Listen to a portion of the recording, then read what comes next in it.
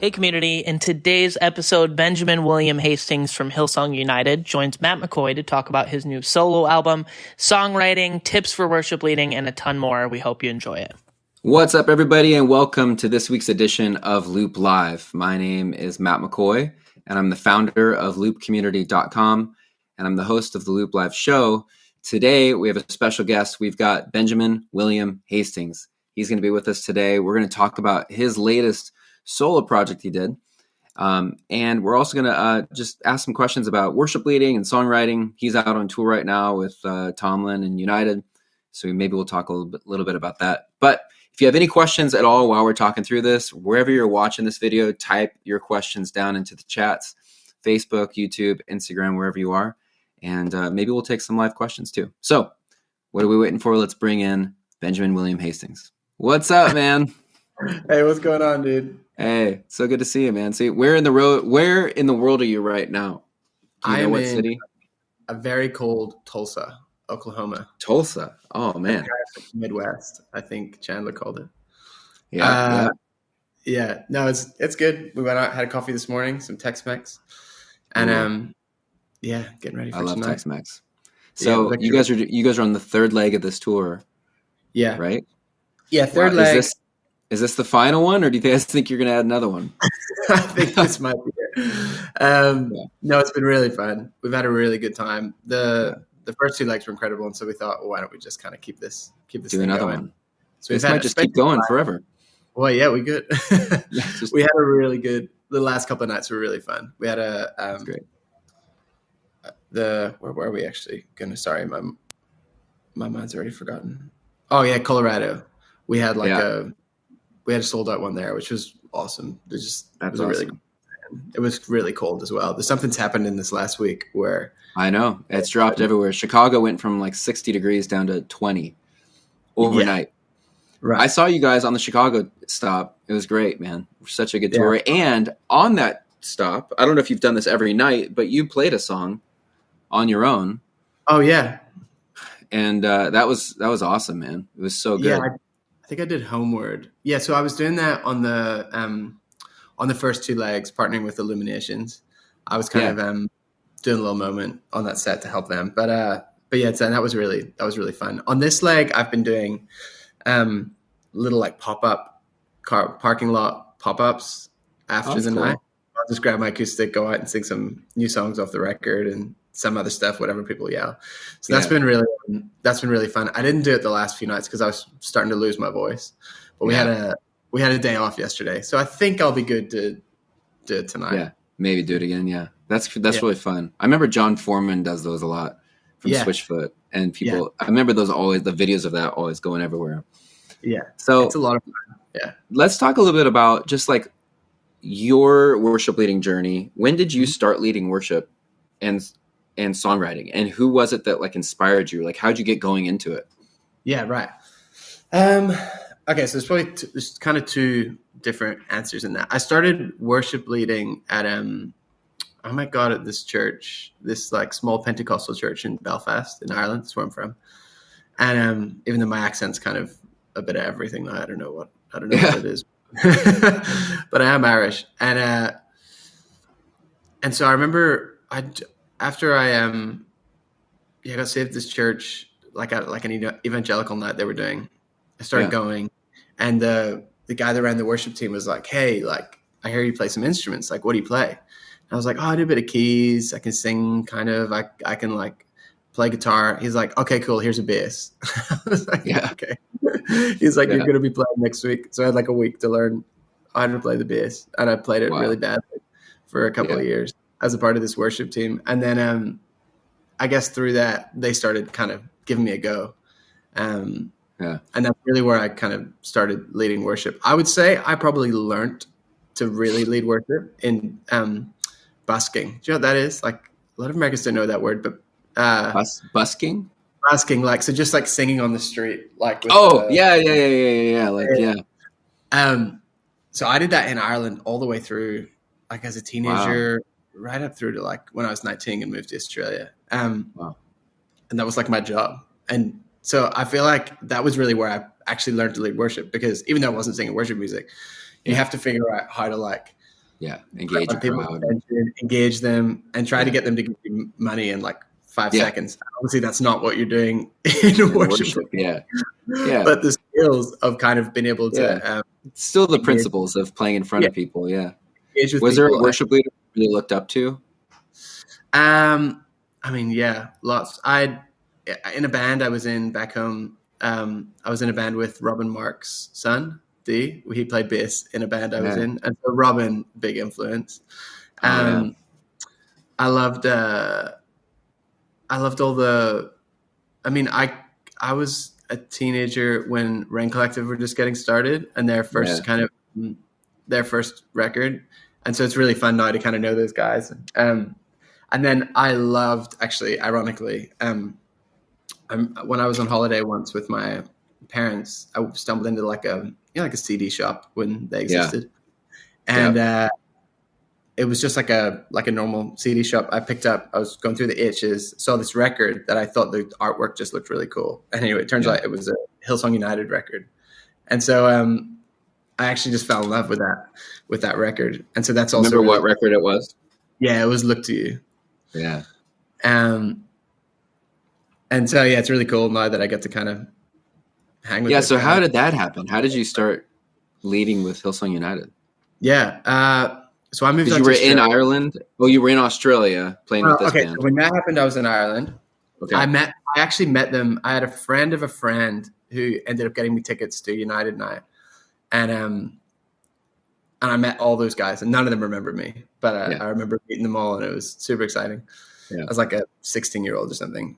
And then when I was 19, I moved out to Sydney. I did the Hillsong as a Bible college out there. Okay. So I did the Bible college, and somewhere, I mean, to be honest, I was kind of at the point where I thought I'm not really good at writing worship music. Like, this isn't my thing.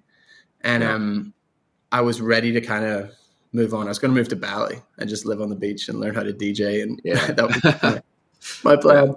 And I ended up, it kind of through this crazy series of events. I was serving at this conference, and I was just volunteering, and I was walking this lady to her car because it was raining. And so I was just holding an umbrella, walking this lady to her car. And she stopped me in the middle of the street and was like, "Hey, do you write?" And I was like, "Yeah, I do actually." And then she started kind of prophesying over me, I guess, like right there in the rain. Wow. And was, "I think you have this calling to express deep truth, and that's what you need to pursue." And honestly, it just was like, it felt like I knew in my heart of hearts that it was God. It was really the first time in a long time where I really felt like he'd really spoken. It was undeniable. I just felt it all through me. I just knew. And it's pretty much right off the back of that, I ended up kind of changing my approach, I guess, to how I was writing. Because I think up until that point, I was just trying to write songs that people could sing. Yeah. And I don't think there's anything wrong with that. I actually really envy people that are really good at that.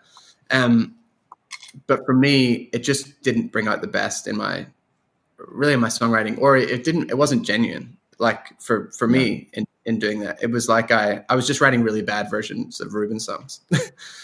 And so and in the process of this, I then was like, okay, well, maybe my voice in this thing is to just write songs like almost like I hate saying like love letters or like something, but kind of just like these direct things straight to God, being this is from me to him, and hopefully other people find themselves somewhere in these stories or letters or whatever you want to call it.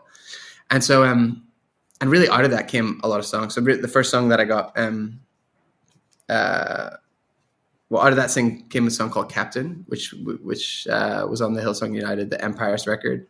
And around that time I met my now wife, a beautiful girl, Jess, who actually grew up with all the boys. So it was kind of this crazy sort of time where all of these things kind of came together, and then I just kind of found myself in the middle of this world. How did Joel and the guys end up hearing Captain?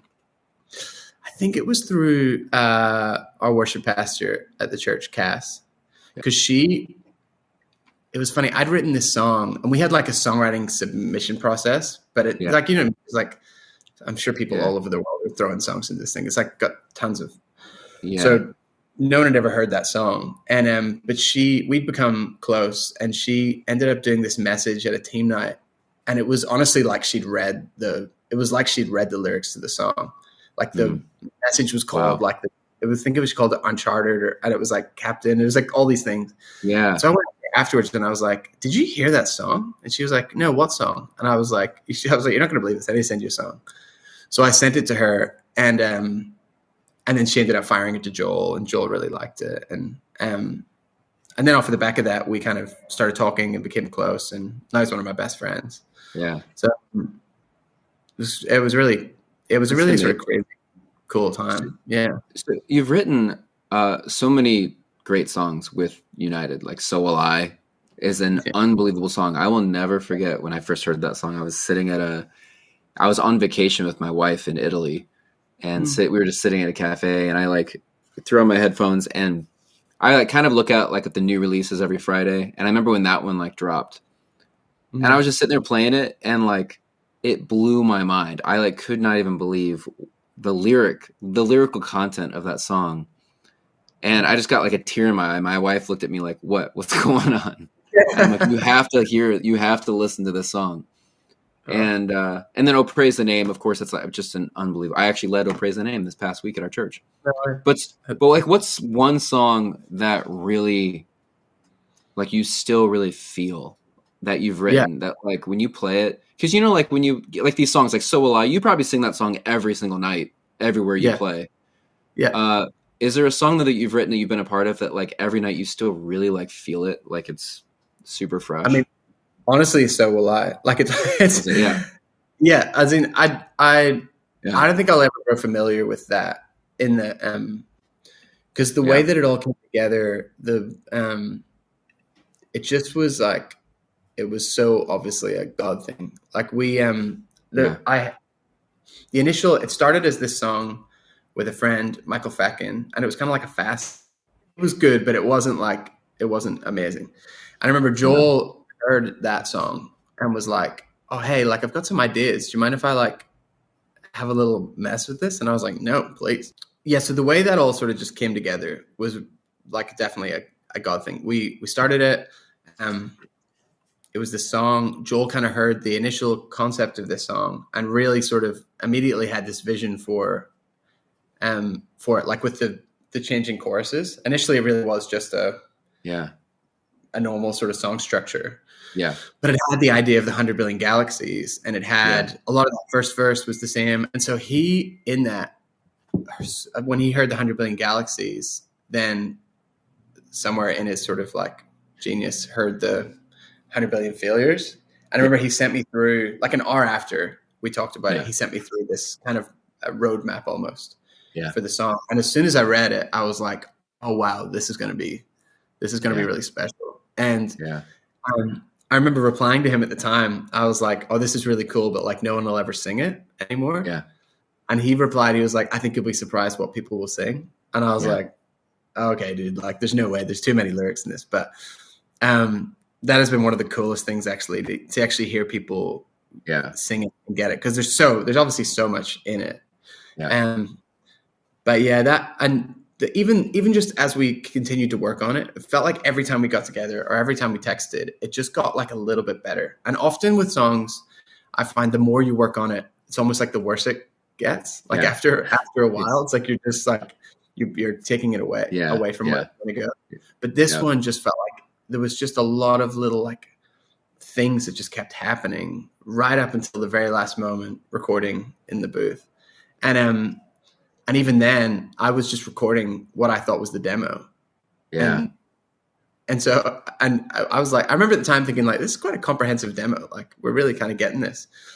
And then I guess my voice just never went away. It never went away. I didn't even know I was singing it till like a couple of days before it came out. Oh my God. So it was a cool kind of crazy process, and seeing the way people responded to it and what it means to people. It's been really special. And so I'll never take for granted that I get to be a part of that. Yeah. And special song. It's so fun to lead. And there's no song like that song. Like it is very, very special, unique. Thank you. That means So you released your own album yeah. recently, which is awesome. I'm looking at it right now. There's 32 tracks on this album. So there's So 25. tell me about that. Like, why are there 32 and not 10? Yeah. So there's 25. There's 25 new songs, and then it would be 32 on Apple. There's like all the videos, like acoustics or lyric videos. Yeah, that could have been like three albums right there. It could have. Yeah. It took me a long time to do. So it's probably 3 years worth of work. Wow. And it was really because I was just going through a lot personally and mentally, and I was really sort of having a hard time I was wrestling with God a lot, I guess you could say. And so when I started writing it, I was really in a pretty dark sort of place personally, but trying to wrestle towards the light. And so the album is almost like my diary entries from that point right through to a couple of months ago when I finished working on it. So are they chronologically from beginning of the album to the end? Or? No, they're not. I did think about that actually. Yeah. But they're from a dark place to a bright place. Yeah. It kind of does show that narrative, but it's more jumping back and forward. Okay. Which I think is maybe actually also like a true representation of maybe that journey. Because it's like you have like there's good days, good times. Yeah. Good day and then a bad day. Yeah. And I wanted it to feel like that. Like it wasn't like I walked away from God, or it wasn't like I stopped. But it was like one day faith looked like really knowing and trusting, and one day faith looked like walking in the dark. You know, it's like it's both of those things just working beside each other. Yeah. And so but I remember at the time my manager was like, "Hey, I want you to." Oh well, sorry, he wasn't my manager yet. He's just a friend, but he'd be like, "When are you going to release your record? I want you to do a record. Like, it'd be so sick." And I remember being like, "Dude, if I release this record now, it's just going to be the most depressing thing anybody's ever heard." And I'd be okay with that if it was like my fourth or fifth record. If this was like my Coldplay Midnight moment, that's fine. But I was like, it's my first thing that I'm personally putting out into the world. Like, that's not me. Like, while it is who I am at the minute, and I'm struggling, it's like I need to point people towards some kind of light. And so I kind of just kept writing until I find myself at least somewhere a bit closer to that, where I could see a bit of a light at the end of the tunnel. And so it's kind of it's me documenting a lot of that journey and struggle, and stuff with like even imposter syndrome when worship leading. Cause I'm having these thoughts in hindsight. I mean, like I'm having depression, and I'm like, wrestling with God over all these other things, but I'm like in South America leading worship for 30,000 people. Yeah. And I'm like such an imposter. I was like, if these people knew what was going on in my head, they'd probably kick me off the stage.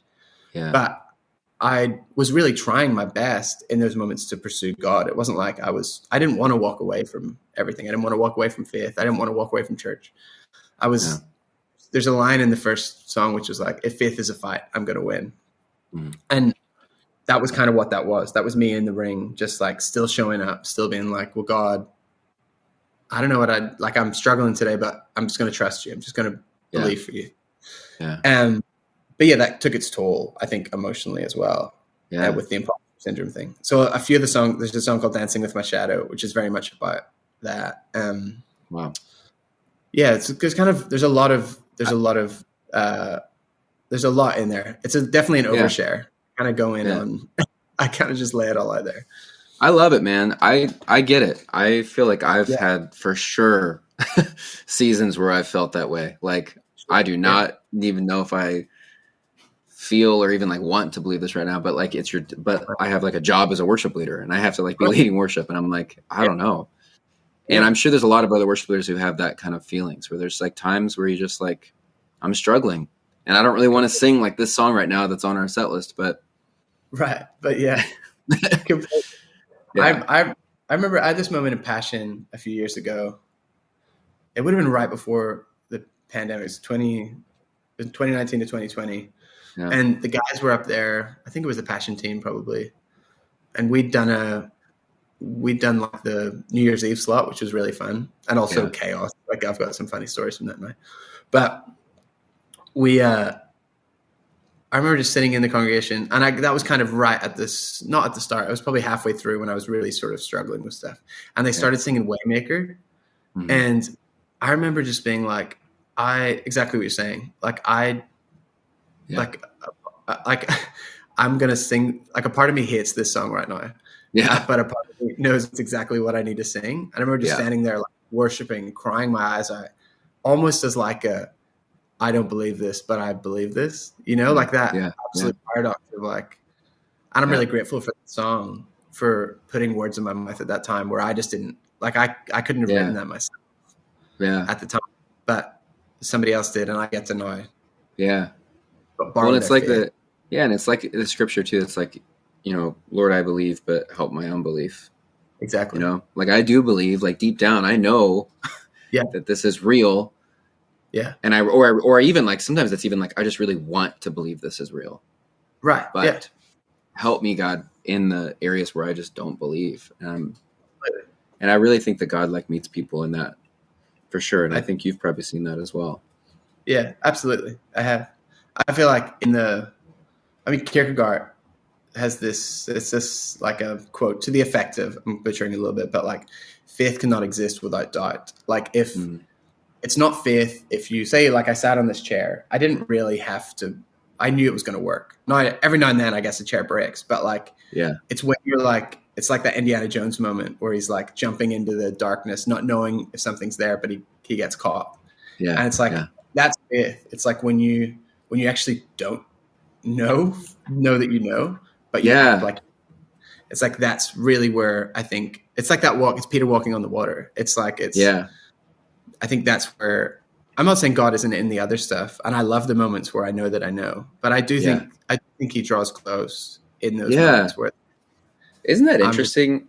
It does almost seem like when you are desperate to find God, that's when you find him.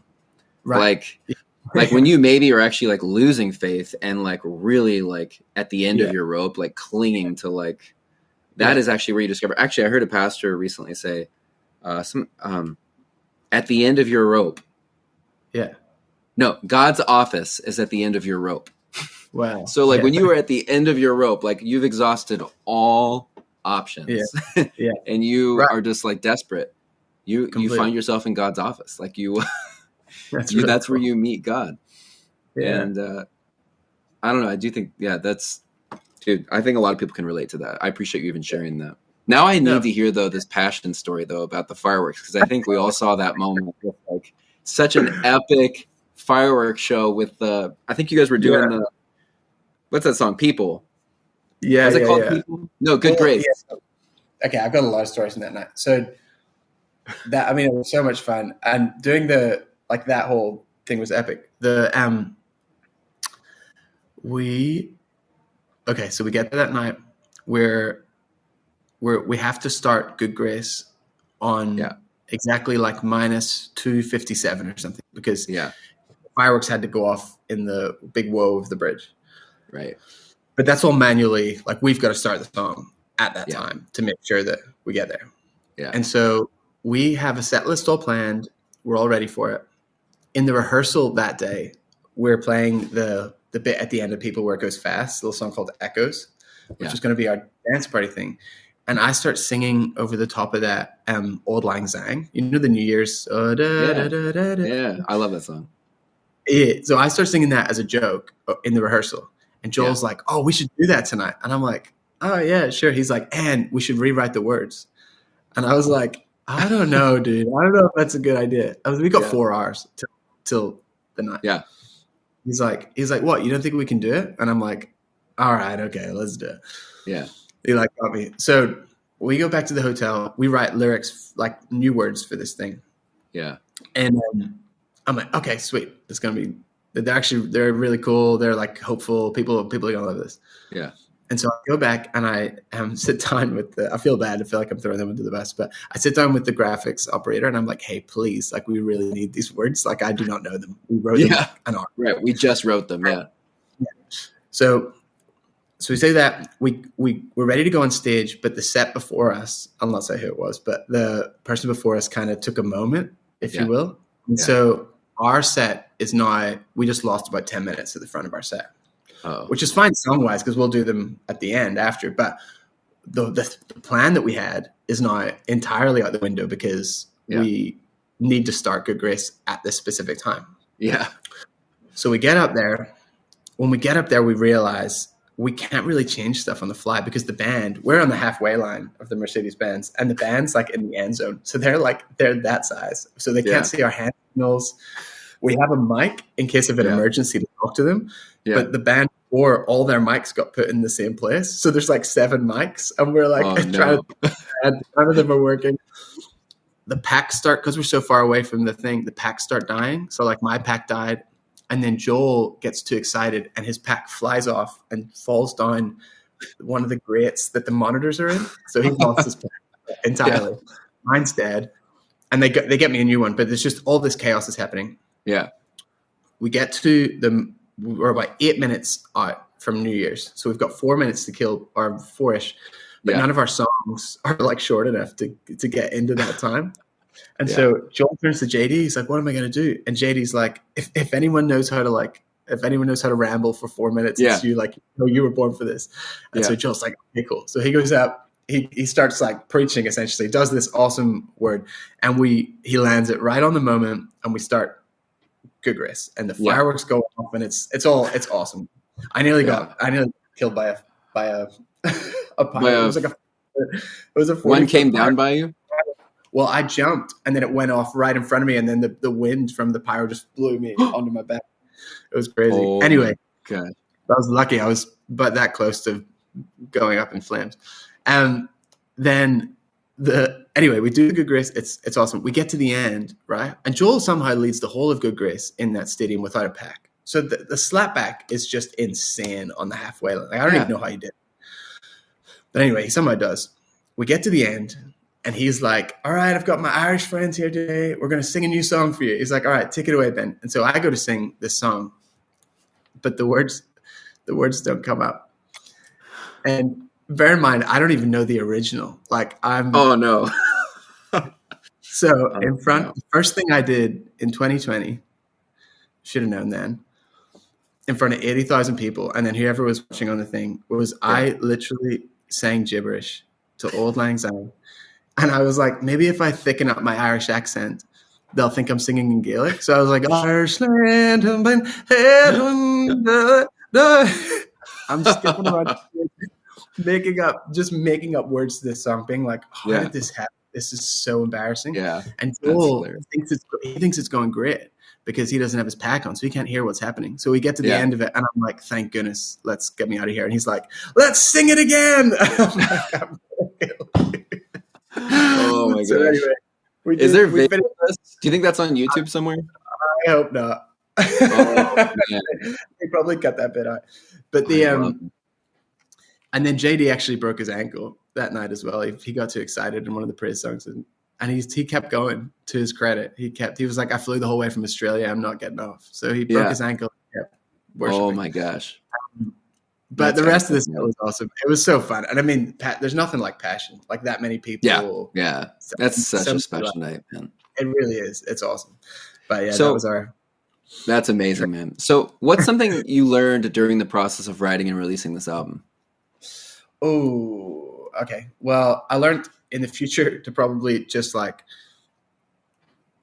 I did it, which I think is one of the things I'm really grateful for is how many people are involved. Like, it was almost like so many of the people that I've worked with over the last 10 years kind of in some way or another played a part in the making of this, which I'm really grateful for. And that's been really fun. But it also was a nightmare to try and like pull it all together. So I started it in Australia, worked on it in LA, worked on it in Nashville. I worked on it in Ireland. I worked on it in London. So I couldn't even tell you how many engineers worked on it. Like way more than 10. And then when we're mixing it, it's like our mix guy's in Sydney, but the producer's in Nashville and I'm in LA. And so we got like 3 time zones trying to line it all up. It was just honestly chaos trying to get it over the line.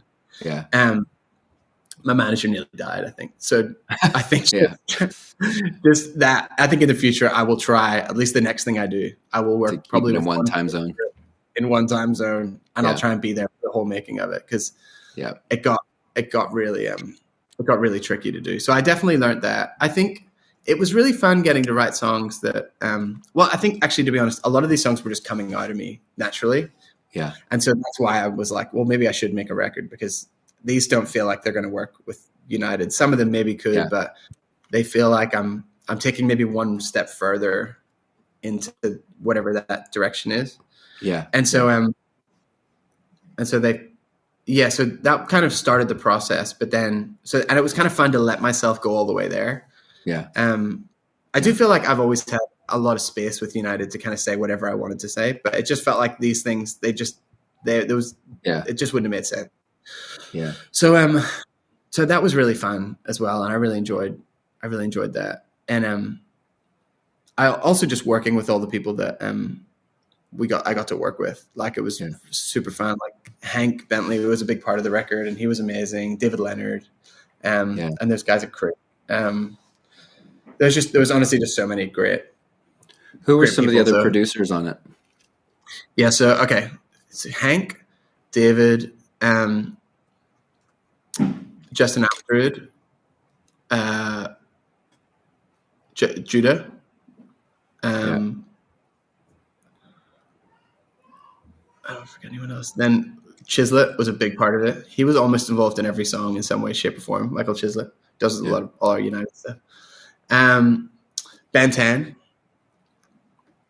And then at the end, Danny McMurray drums for us, and Tenny, who's our keyboard guy, both with United. They came in and did like some of the in-between kind of tracks. Yeah, yeah. And then beyond that, a lot of the stuff, it was a lot of producers, and then some of them I kind of did with just directly with engineers, and then producers would come in at the end, kind of tidy it up a little bit. How'd you get a cohesive sound with that many different people involved? That's a good question. I mean, we worked. I guess I was trying to fight for that the whole time and make sure we had a cohesive sound. I think some of the songs, and that could be another reason why there's 25, is because some of the songs, if you just listen to them back to back, they probably won't make all that much sense. But I think with if you listen to the record start to bottom, I think it does make sense. Yeah. So I think the way that the songs kind of move into each other and transition, and I am actually pretty proud of how we were able to keep it cohesive with that much thing. And we used the same mix guy for all of them. So he went on the whole journey with me. Yeah. It was really good. Ben Wincott. So is he related to Tim Wincott? Yeah, he is. He is? Brother. Oh, that's cool. That's awesome. Yeah, so we went on that whole journey together, and he was amazing, especially at the end, trying to get 25 songs over the line. Yeah. And I think that side of it was a real mammoth, but I am actually really proud of it, and it's been really amazing to see the reception, and even the way people have been like actually saying, "Oh, hey, I listened to this top to bottom, and I really loved it." I mean, that means the world, because it's a pretty big time investment. I think it's like an hour and 20 minutes to actually listen to the whole. Yeah. So I'm so grateful for that, and that people are actually receiving the record in that kind of way, because it really was written like a record. The whole thing is the story kind of put together.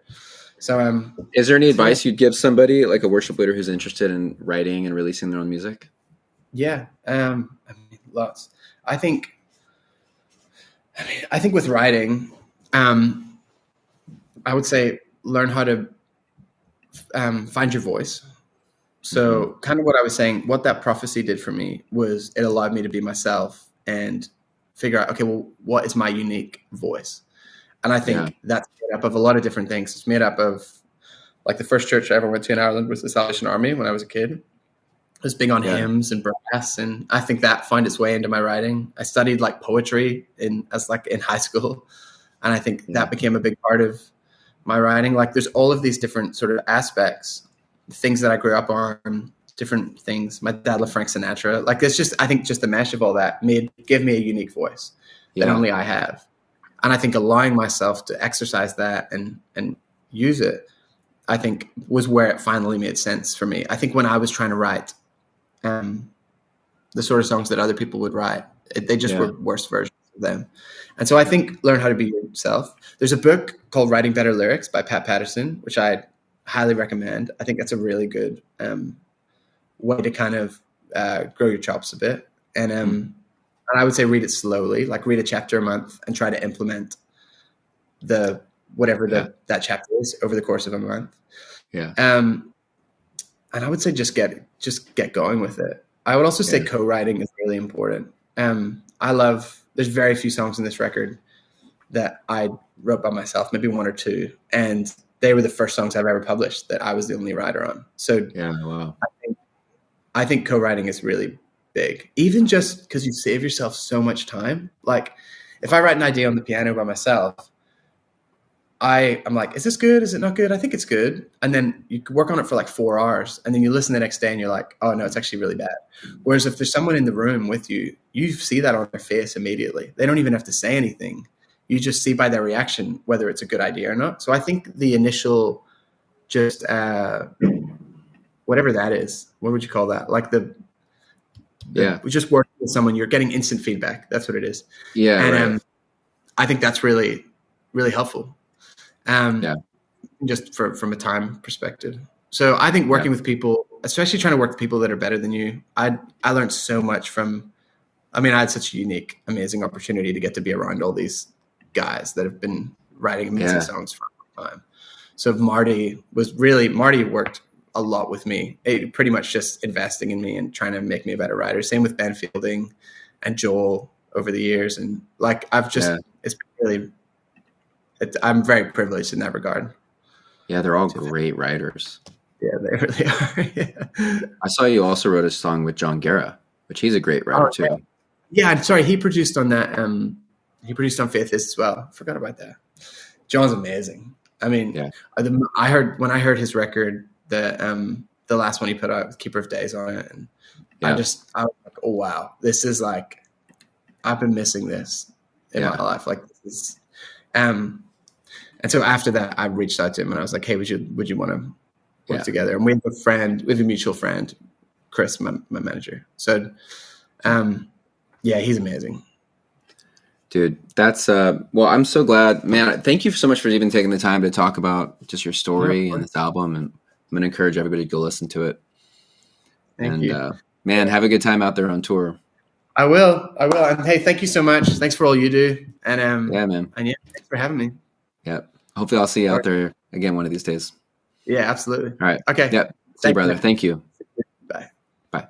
All right, you guys. Great conversation with Ben Hastings. Make sure you go check out his album, Benjamin William Hastings. It's on Apple Music, Spotify, wherever you listen to music, I'm sure. Tons of great music on there. So go check that out. And hope you guys have a great time listening to the album all the way through. And make sure you hit the subscribe button if you want to stay in touch for future interviews. So hit the subscribe button, and we'll see you next time for Loop Live. This is Matt. Thanks for listening. Hey, let us know what's the main thing you learned from today's talk. Write it down in the comments. Send us a DM. We hope to hear from you soon.